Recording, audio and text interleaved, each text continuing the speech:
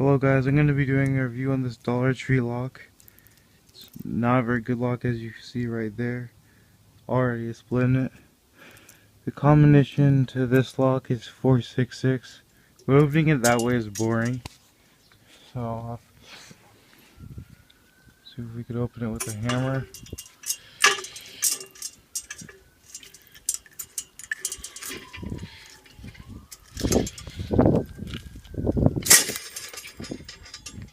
Boom. Open the lock extremely easily with a hammer. And that did literally no effort at all. Literally shaved everything off there. And if that was not a good demonstration enough, here's me literally using bolt cutters that you could carry in your pocket to defeat this.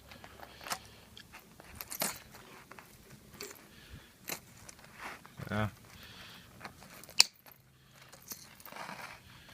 Moral of the story, don't buy locks for $1 if you want to keep your stuff secure.